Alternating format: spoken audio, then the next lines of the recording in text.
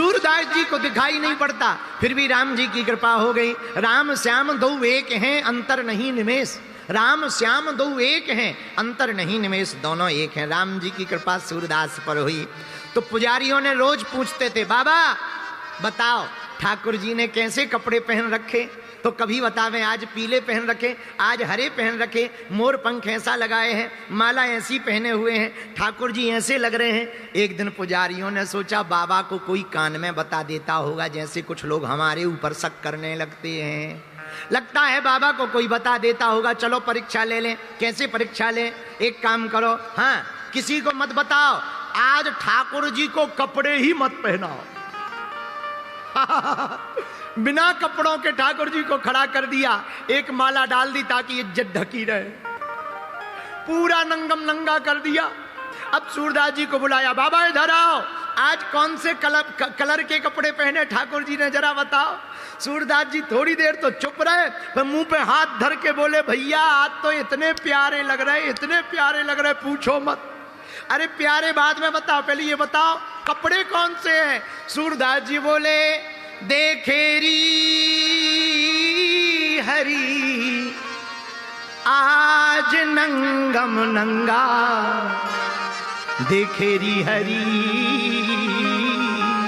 आज नंगम नंगा, देखेरी हरी आज नंगम। सूरदास जी का पद है, देखेरी हरी आज नंगम नंगा, देखेरी हरी आज नंगम नंगा, देखेरी हरी। गाओ गाओ गाओ, सूरदास जी का पद है, जल सुत भूषण अंग विराजत, जल सुत भूषण अंग विराजत, बसन हीन छवि उठत तरंगा, बसन हीन छवि उठत तरंगा, देखेरी सखी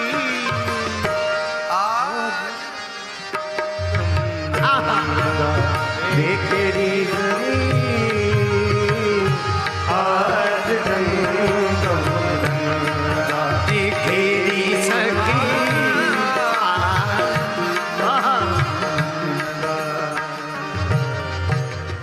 आज हमने भगवान को नंगम नंगा देखा, ये किसकी कृपा है? जा पर कृपा। चौपाई गाओ, राम की होई भैया ता पर कृपा करे सबको। मीराबाई को विष दिया पर विष भी अमृत बन गया, ये किसकी कृपा है? जा पर कृपा राम की होई, पर ता पर कृपा करे। और तो और मेरे पागलो, तुम बताओ पानी में कभी पत्थर तैरता है? बोलो बोलो बोलो बोलो। पर बड़े बड़े पत्थर पानी में तैर गए।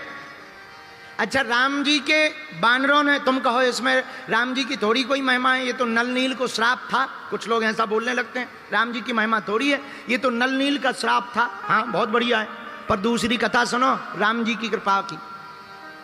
लंका में रावण रहता है। जब लंका में ब्रेकिंग न्यूज चली कि राम जी के बानरों ने पुल बनाया, और पुल बनाया पत्थरों का, और पानी में पत्थरों को तैराया, तो ब्रेकिंग न्यूज चलते ही लंका में हल्ला मच गया। किस बात का? बोले एक बंदर पहली बार आया था, पूरी लंका जला के गया, अब ऐसे अनेक बंदर आ रहे, अब पता नहीं क्या होने वाला है। मतलब पाकिस्तान में एक ऑपरेशन सिंदूर की बहन कुरैशी ने वो ऑपरेशन किया, तो विचार करो ये हाल हो गया कि 9 जगह विस्फोट हो गया। अब पाकिस्तान को समझ लेना चाहिए, जब भारत की बहनें इतनी खतरनाक हैं, जिस दिन पंचकुला के भैया मैदान में आएंगे विचार करो, जब बहनें इतनी खतरनाक है तो जिस दिन भैया मैदान में आएंगे पाकिस्तान का क्या हाल होगा। वही हुआ, ब्रेकिंग न्यूज लंका में चली। क्या? अरे जे एक बानर आया था, लंका जला गया, अनेक बानर आ रहे, पता नहीं क्या होगा। तब तक दूसरा बोला अनेक आ नहीं रहे, आ रहे, रास्ते में है, लैंड होने वाले। कैसे? पुल से। पुल कैसे? पत्थरों का। पत्थर कैसे पुल बन गया? अरे बोले इतने जादूगर हैं वो दोनों राजकुमार राम और लक्ष्मण, उन्होंने ऐसा मंत्र फूंका, पानी में पत्थर तैरने लगे। तो लंका के लोग बोले एक काम कर लो। बोले क्या? बोले पार्टी चेंज कर लो। जैसे कल विभीषण जी ने की थी, जैसे कल विभीषण जी ने पार्टी चेंज की थी, वैसे ही अपन कर लो। बोले करें क्या? अरे बोले मरना थोड़ी है, ये वाला झंडा हटाओ, राम वाला झंडा लगा लो। तो लंका वाले बोले मतलब? बोले मतलब सीधा सा है, जब वो बंदर लंका आया था, रहाना नगर बसनग्रत तेला, बाड़ी पूंछ कीन कपि खेला, पूरे लंका को जलाया, उलट पलट लंका सब जारी, पर एक घर नहीं जलाया। बोले किसका? बोले एक विभीषण कर ग्रह नाही, विभीषण का घर नहीं जलाया, बाकी सबका जलाया। लंका वाले बोले कि विभीषण जी का क्यों नहीं जलाया? बोले जो राम जी की पार्टी में आ जाते हैं उनका घर भगवान जलाते नहीं है, बचाते हैं। तो क्या किया जाए? बोले एक काम करो, एक उपाय है। बोले अपन भी पार्टी बदल लो। सब सेना जुड़ मिलकर के रावण के पास गई। रावण बोले इतने राक्षस कहां से आ गए, सेना कहां से आ गई? तो लंका वाले बोले अपने घर से आए, तुम्हारे घर से थोड़ी आए। रावण बोले आज तक बात नहीं करते थे, आज मुंह जबानी कर रहे हो, शर्म नहीं आती है?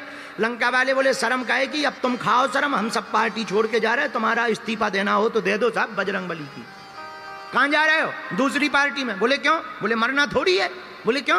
अरे बोले जब उनका एक बंदर इतना खतरनाक है, ऐसे अनेक बंदर आ रहे हैं, हम लोग तो वैसे ही मर जाएंगे, हमें तो जिंदा रहना है, पार्टी बदल रहे हैं। रावण बोले क्यों?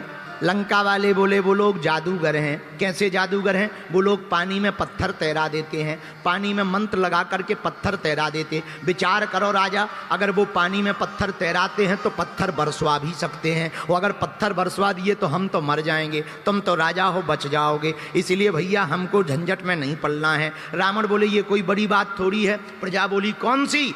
तो रावण कहता है पत्थर पानी में तैराना बड़ी बात थोड़ी है। तो प्रजा बोली ऐसी लंबी बातें तुम पहले भी फेंकते रहे, पर एक बंदर का सामना नहीं कर पाए, पहले तुम करके बताओ तो हम पार्टी नहीं छोड़ेंगे, नहीं तो छोड़ देंगे। रावण बोला चिंता मत करो, कल आ जाओ। ध्यान से सुनना, केवल नल नील के बंदर नहीं पत्थर नहीं तैरे, रावण का भी पत्थर पानी में तैरा। हमारे एक प्रिय मित्र हैं गुजरात के श्री जोशी जी, उन्होंने हमको ये कथा सुनाई, मन गदगद हो गया। इस कथा को सुनकर के, राजा कंब की रामायण है, कंबन ऋषि की रामायण है राजा कंब की, उसमें कंबन रामायण में बहुत अद्भुत वर्णन आया कि रावण कहता है मैं भी पानी में पत्थर तैराऊंगा, प्रजा कहती है करके दिखाओ। बोले कल आ जाओ। मेरे पागलो, पूरी सेना और प्रजा दूसरे दिन समुद्र के किनारे गई, रावण भी गया। रावण ने अपनी कुल देवी का आवाहन किया और राजा ने प्रजा की तरफ रावण ने देख करके कहा जाओ पत्थर लेकर आओ। तो लंका की प्रजा ने सोचा छोटे मोटे क्या लाना, अब जब तैराना ये तो बड़ा लाओ। अगर उनका 50 किलो का तैरा तो अपना कम से कम 500 का तो तैरना चाहिए। तो पूरी प्रजा जुड़ मिल करके बड़े बड़े पहाड़ों के पत्थर, त्रिकूट पर्वत पर बसी हुई लंका के मध्य में सुवेल नाम के पर्वत से बड़े बड़े पत्थरों की शिलाओं को प्रजा लेकर के आई। रावण को पसीना आ गया कि छोटा मोटा पत्थर तो ट्रक करके तैरा ही देते, अब 500-500 केजी के कहां से तैरेंगे। पर रावण ने पकड़ा पत्थर, हाथ लगाया, कुल देवी का आवाहन किया। जितना तंत्र मंत्र रावण जानता था, अघोर विद्या, शमशानी विद्या, देवी की विद्या, निकुम्ला देवी की साधना, जितनी साधना जानता था, रावण ने सब मंत्र को लगा दिया। और जैसे ही समुद्र में पत्थर को डाला, पत्थर डूब गया। प्रजा बोली ले वो निकल आया चमत्कार, वो डूब गया। प्रजा बोली चलो चलो चलो चलो चलो चलो।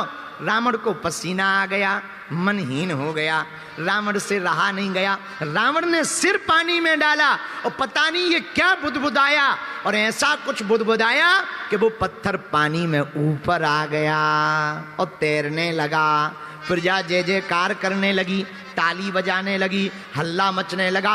अरे भैया पार्टी बदलने की जरूरत नहीं है, अपना भी राजा किसी से कम नहीं है। अगर वो पानी में पत्थर तैराते हैं तो हमारे लंकाधिपति दशग्रीव दशानन भी पानी में पत्थर तैराते हैं। रावण घर आ गया, रात हुई, रात को पत्नी मंदोदरी आई। बाहर कितने भी बड़े नेता बने रहो, पत्नियों को पता रहता है कितने बड़े वाले हो। बाहर कितने भी गुंडा बने रहो, घर पे पत्नियों को पता रहता है कि तुम कितने डरपोक हो।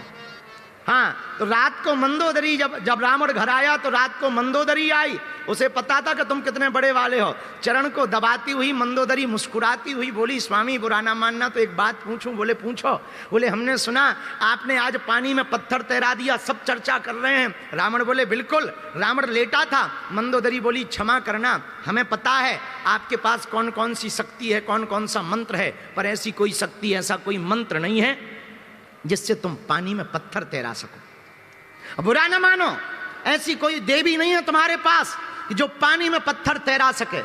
अगर आप बुरा ना माने तो मुझे बताने का कष्ट करें कि आपने पानी में पत्थर कैसे तैराया। और मेरे प्रिय श्रोताओ, आज पहली बार रावण रोया, उठ करके बैठ गया, अपनी आंखों से रोया, 20 आंखों से रावण रोया और टप टप करके आंसू बहने लगे।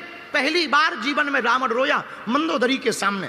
मंदोदरी बोली क्या बात है, आप रो क्यों रहे? अपने आंसुओं को पोंछते हुए रावण कहता, मंदोदरी तुम सच कहती हो, मेरे पास ऐसी कोई शक्ति नहीं है, मेरे पास ऐसा कोई मंत्र नहीं है, मेरे पास ऐसा कोई तंत्र नहीं है कि मैं पानी में पत्थर तैरा सकूं। लेकिन जब आज मैंने जोश जोश में कह दिया कि मैं पानी में पत्थर तैरा दूंगा, मैं गया और पानी में पत्थर डूब गया और मेरी नाक कट गई, तब मैंने सिर डालकर पानी में पत्थर से कहा, ये पत्थर तुझे राजा राम की सौगंध है, मेरी नाक बचाने को ऊपर आ जा।